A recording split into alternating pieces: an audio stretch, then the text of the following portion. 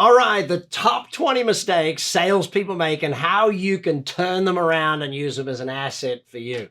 I'm Brad Sugars, chairman and founder at Action Coach, and these are, in my opinion, the top 20 mistakes salespeople make.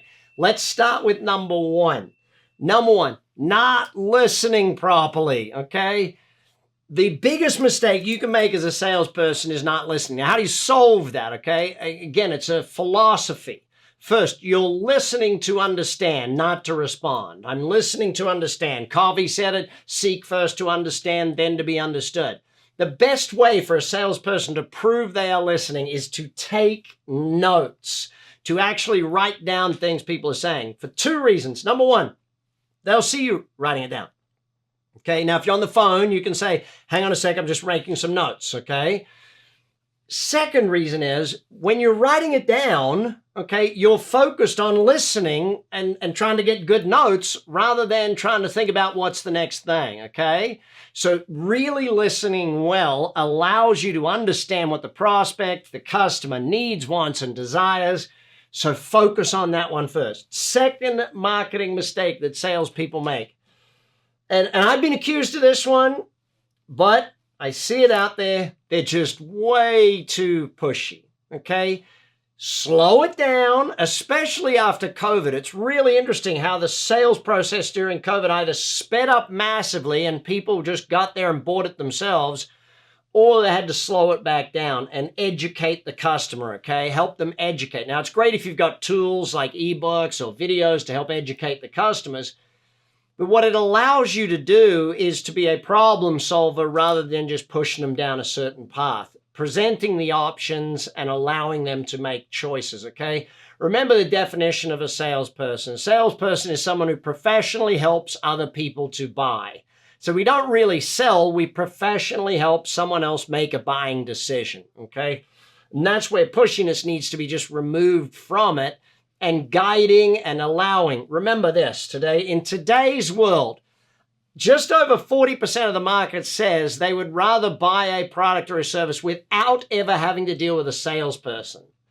The majority of customers say they are 70 to 80% of the way through the sales process themselves with the research they have done by going online, searching websites, watching reviews, videos, etc., etc. Pushiness doesn't really have a place in that. Now, flip that over just a second. Do you need to believe in your product? And if you believe that you have the right product for someone, do you need to be convincing about that? Do you need to be, confident in what you're doing? Absolutely. Do you need to ask for the sale? Absolutely not. Let me say that again. We don't ask for the sale. We assume the sale. I'll get to more on that one in just a moment. Mistake number three, not qualifying leads, okay? I've always been an 80-20 salesperson. 80% of my sales are going to come from 20% of my leads. So the more I work to qualify my leads up front, the more I work to do that. Now, you can't just say, do you have the money? You've got to ask open-ended questions, getting them talking, getting them about things so that you can lead them to a fact where they qualify or disqualify themselves, where they actually get educated enough to qualify themselves in or out of the buying process. You can't just do it. And I've seen some salespeople think, oh, I got to qualify this lead. Well, do you have the money to buy? No, you've still got to sell. You've still got to actually build a relationship. You still got to get the whole know, like, and trust factor. So you've got to make certain that you're asking questions that allow them to qualify themselves, okay? But do the qualification, work out early who are the ones who are ready to buy right now and who are the ones that need to be on a drip feed, who are the ones that need education, so that you move fast with the ones that are ready to buy right now. Generally, 20 to 40% of the market, depending upon the product or service you have, are ready to buy right now. That means a smaller percentage are ready now and a larger percentage need work over time. So be clear on qualifying your leads. Mistake number four, thank you. Not building rapport. Rapport building in this day and age is still one of the most important things, especially if you're doing phone selling, Zoom selling, internet selling, message selling, email selling. How you build rapport is very important with that person. Now, what is rapport? Rapport essentially is finding an unconscious connection type thing, that there is a similarity between us in some way, shape, or form. Similarities can be our background. Similarities can be both being parents. Similarities can be. So that's why it's important to weave into your questioning, finding out about them and giving information about you. It's important to put that in your sales process, information about yourself, whether it's on the website, no matter where, but people are going to look you up. They're going to check your LinkedIn profile or your Facebook or your company's website. They're going to find these things. So make sure that there is information and videos and things like that that allow them to find a way to be in rapport with you, but also you need to find a way to be in rapport with them. Number 5 mistake, lack of product knowledge. You know, with AI the way it is these days, you can almost have a bot have the amazing level of product knowledge to replace a lot of customer service people, a lot of sales people type thing. It's amazing. A bot can train on product knowledge and know it inside out. Well, we as salespeople need to have better product knowledge. Now, that also means it leans on our technical people and our marketing people to create product knowledge brochures, videos, ebooks, etc., etc. See, a lot of the time, the product knowledge doesn't have to be perfect in your mind, but you need to know where to find the product knowledge. You need to know where to look it up. You need to know the links to send people in order to be able to give them the knowledge that they need. Now, that flips it over to mistake number 6, lack of competitor knowledge. If your customer knows more about your competitor than you do, then they can sell you. Okay, now let me explain what I mean by that. In a sales scenario, someone always makes the sale. Either you make the sale and they buy the product or service, or they make the sale that you can't help. See, either they sell you or you sell them. You sell them that you can help, or they sell you that you can't help. If they know more about your competitor's product or your competitor's service than you do, they are at a distinct advantage. So you've got to know as much as you know about your products and services about your competitors' products and services. At least, or at the very least, know where to get that information to be able to deal with it and be able to handle that stuff. Mistake number 7, the use of jargon. Simplify, simplify, simplify. Use the word you more often than the word I, we, us, and our company. You got to put it in the customer's language, especially your emails, especially anything in a written document, in a video that's prepared, any brochures that are going out. It's got to be in a customer-centric, simplified point of view. One of the things, and I was chatting with someone in the furniture business just the other day, and they started saying something. I said, hang on, how many years you been in the furniture business? He said, I've been here 28 years. I said, great. How much do you think your customer knows as a percentage of what you know? He said, maybe 2%. I said, great. Treat them that way. Teach them from, like, I don't know anything, okay? At least give me that knowledge, but write me an ebook on how to pick a good couch. Do me a video on the 17 things I should look for in a good bed. You know, give me the information to be able to do that, but simplify it and remove the jargon. Number 8. Lack of preparation. It kills me. And I'm sure you've had this too, where a salesperson has called you and they asked you a question. It's like, did you not even bother to look me up? Did you not go to our website or check my LinkedIn? Come on, dude. Go away. Call me back when you've done some homework. You know, in this day and age, everything is available for you to go out there and learn about your prospect, find out what football team they follow, find out where they went to school, find out how many kids they've got, find out. What's their favorite restaurant? What's their favorite charity? You know, where does she go on vacation? Look that stuff up before you get on the phone with someone. It makes your life so much easier in their life. Now, don't go stalkerish. Don't get on there and go, hey, those photos of your kids look really good the other day. But know that they have kids. Okay? Very important stuff. Okay? What are we up to? Number 9. Overpromising and underdelivering. It's still a problem today. It's always been a salesperson's problem. Underpromise, people. Underpromise. Don't overpromise. Underpromise and overdeliver. If you know that you're going to be able to get it to them on Thursday, and you say, listen, we should have it in by Friday. If I can get it to you earlier, I will. Then great, it gets to them on Thursday, and they're like, wow, great job. You got it to me a day early. No, under promise, over deliver is really important for us as salespeople, okay? And our entire team too, I guess. Number 10, a lack of clear goals. A salesperson without goals is a salesperson that doesn't hit budget. No two ways about it, okay? And you don't just need a goal of, okay, this is my goal of total sales for the month. You need, okay, how many calls do I make goals? How many new connects do I want per day? That sort of thing. You've got to have goals broken right down into the components that make sure you get to the goal, okay, the ultimate goal. More granular goals, better results, okay? And even use the philosophy of, there's a great book on goals which talks about how many days in a row can you do something. They call it streaking, like going on a streak. Like how many days in a row can you connect with one brand new prospect? How many days in a row can you connect with, ask for one new referral or something? It doesn't matter what it is, but doing it days in a row, keeping consistent, that's how you'll get amazing results with your goals. Number 11, ignoring or badly handling objections. Now, do objections still come up? Yes. And I see some people say, oh, look, I don't want the term objections in sales. It means it's antagonistic. Listen, sales is partially antagonistic, always has been, always will be. We're trying to convince someone to do something. They're trying to buy something, but they don't know if they're making the right thing. They don't want to make a mistake. There is a challenge in that whole thing, okay? Are you going to get objections? Yes. Now, why do you get objections? Two reasons you get objections. One is you create them. If you keep talking about something a certain way, keep showing them something in a certain way, you're going to keep getting the same objections. I was with a salesperson just recently. His number one objection he got from people was time.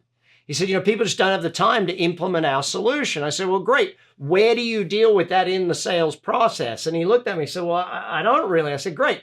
So we had to rebuild his sales process because he was leading them by not discussing it. He was leading them to that objection.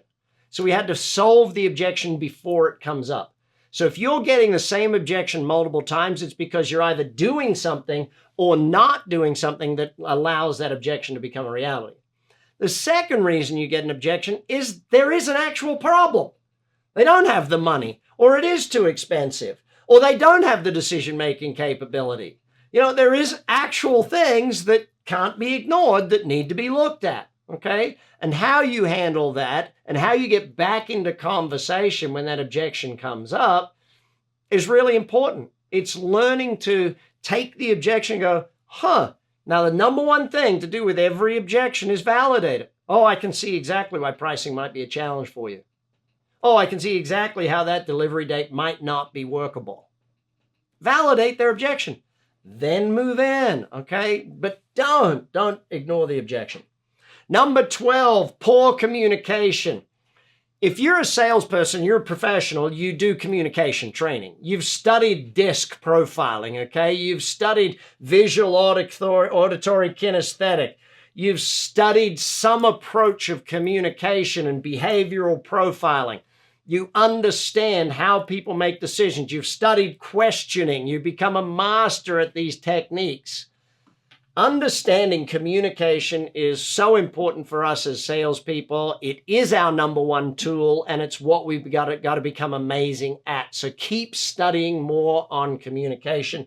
If you need to chat with your action coach about doing some of these profiling tools so that you can study your own style and therefore learn other people's styles, make sure you do that. Number 13, biggest mistake. Missing sales or missing buying signals. Let's do verbal and nonverbal, okay? What is the greatest verbal buying signal? Well, the greatest one is, can I buy that? But essentially, that is the type of thing that it is. See, if you're in a sales scenario, you position the sale, you go through questions, your questions are very open in the beginning, they're getting more and more detailed. You ask a question, they give an answer. You question, they answer. You question, they answer. Eventually, they ask a question. Bingo. Buying signal. I'm ready to buy. I want to ask questions now. I want to be in charge. I want to actually make a transaction. If you skip over their question and just keep going with your questions, you've missed the opportunity right there. Okay? Now, what's the nonverbal buying signal thing? Okay? I've been with you. I'm doing the whole thing. I'm answering your questions. I'm answering your questions. I'm answering your questions. I'm answering your questions. And now I'm answering your questions, and now I ask a question. That nonverbal cue of the lean in, the opening of the arms, that moving in, the taking notes, the doing things.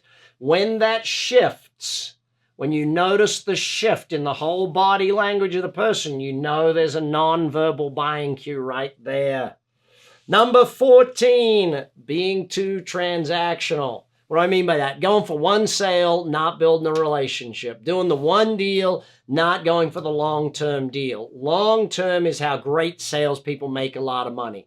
When I still remember reading way back in the day, Joe Girard, Guinness Book of Records, world's greatest salesman, and reading all about how he built these relationships and sent cards and postcards and birthday cards and things to every customer every month, and just kept that where to the point where people would come back and after 2-3 years they'd buy another car from Joe, and they had such a relationship. Build the relationship, keep in touch, keep communicating, send them information, send them newsletters, send them cards, recognize their birthdays, recognize their anniversaries. All those things buy you a lifetime customer. Okay. Number 15, not setting boundaries, okay? Listen, sales is a really unique job to have. I love being in sales. I think being in sales is one of the best things you could ever do. The challenge is, though, you've got to set boundaries at some point, okay? You got to not neglect yourself. You've got to take a break for lunch. You've got to actually get outside. You've got to take care of you so that you can be a great salesperson for the community. You know, I remember jokingly a sales manager I worked with one time, he said, yeah, I want all my salespeople to have a gambling addiction and have 17 kids. You know, why? So they needed the money type thing, and they burnt the candle at both ends. But it doesn't work that way anymore. You know, to take the phone call at 11 at night on a sales call. No, set the boundaries, do business the right way so that you can be a long-term professional in the industry, not just a short-term burnout by running the whole thing down, okay? Remember that. Number 16, not using technology. Dang. CRMs, emails, Zoom, phones, texting, social media. All of the technology available to you and I today has to be something that you use. You know, I get it, old school, you want to take handwritten notes, all that stuff. Recording your phone calls, recording them and listening back to your sales pitches, all of those things. Leveraged methodologies, videos, you know, record the video once instead of having to explain it to everybody all the time again and again and again. It's on video. Hey, presto, there you go. Write the ebook, create the template email, use technology to your advantage more and more and more, not less and less. Number 17, poor follow-up. You know, basically giving up. If I go back to, you know, the whole idea of follow-up is that most customers need multiple transactions or multiple interactions with you in order to buy it. I remember the late, great Jay Levinson telling me, Brad, until someone's had 17 interactions, they're not in a positive buying frame of mind. And I'm like, 17? Oh my God. Yeah, but that could be an email. It could be an ad they saw. It could be an article they read. There's multiple different ways for them to get that follow-up type thing. You have a reason to follow up each time. Don't be the follow-upper that just calls up and goes, hey, I'm just calling to follow up. Like, that's dumb. Call with a reason to follow up. Hey, I'm calling to let you know that we published an article around the product you were looking for. I just wanted to check if I had the right email to make sure that I could send you the article so you got more information around what you're looking for. You know, have a reason to chat with people. Oh, by the way, how's things going? Fantastic. Good, good, good. Any progress on decision making, what you're looking for? Any other question you got? You know, Have a reason, though, to follow up. Give yourself a reason. Giving up is not in a salesperson's vocabulary. When should you stop calling someone? When they say, please take me off your database. Please stop calling me. Excellent. They're no longer interested. Fantastic. I can stop calling right now. That inconsistent follow-up is also a bad thing. Okay? Make sure it's consistent. What are we up to? Number 18, poor time management. Okay, poor time management is a killer out there in the marketplace for a salesperson. A salesperson that manages their time well will usually have 2 or 3 segments of the day where they hit the phones. 1 hour here, 1 hour there, 1 hour there. An hour in the morning, hour around lunch, an hour in the afternoon. Hit the phones for 3 straight hours. Do all the other work in between. When I'm on the phone, I'm on the phone. When I'm doing paperwork, I'm doing paperwork. I don't try and do the phone and then do some paperwork and then do some emails and then do that. No. Break your time up. Manage yourself so that you get the most done fastest way possible. I remember one of my earliest sales managers literally got some tape and taped my hand to the phone. And he said, don't get up until you've made the first sale. It was like, and that became my mantra. I do not get up until I've made a sale. Once I sit on the phones until I've made a sale, I'm not getting up. And that's a great way of managing your time. Number 19 mistake, not asking for referrals every single time. Yeah, you can ask for it every now and again, but unless you're asking every single time, and especially right at the point of the transaction, right at that point of transaction, hey, is there anyone else? And make it easy for them to give you referrals. Hey, here's some referral vouchers, some referral cards, here's some referral certificates. If it was me, I'd say, here's my book on sales. Let me give you 5 copies of this. Please give it to 5 other salespeople you think I should be chatting with about sales training. By the way, if you haven't done sales training with my coaches at Action Coach, please reach out. They have a 12-week sales training program that they can help you and your team with. Number 20, top sales mistake, forgetting existing customers. Your best next customer is one of your existing customers. Make certain that you keep following up. Doesn't matter your industry, doesn't matter what you do. You keep in touch with people. Don't forget them. Don't lose them on your database, okay? And I get it. I've got people, like I had this real estate agent say to me, but Brad, people don't buy a house every week. I'm not saying talk to them every week, but keep in touch at least once a month or every 90 days at the very least. Every 7 years, the average person buys a new home, 3 to 7, depending upon the marketplace. 7 years, a letter 4 times a year, or a card 4 times a year. What's that? $1 a letter or $1 a postcard once you have postage and everything? $28, $4 a year for 7 years, $28 to keep in touch. A couple of phone calls here and there. Yes, it makes sense to keep in touch. It's worth it to build that thing. Do not forget your past customers. Keep them busy. Keep your existing customers and help them buy more. If you keep in touch, you get more referrals. If you keep in touch, you get more repeat business. You get them buying more, upgrading, buying more things. And if you keep in touch, you inform them of all the new things that you start doing. I hate it when a customer says to a salesperson, oh, I didn't know you sold those, or I didn't know you did that. Oh, you've got to keep in touch, keep educating them, keep informing them. All right, these are the top 20 sales mistakes and how you can fix them. Get to work, do that thing. If you want more on this, read the books, contact your coach, learn how you can get more sales training and get your results up out there in the marketplace. Be well, bye for now. Share this with another salesperson and make sure you hit subscribe.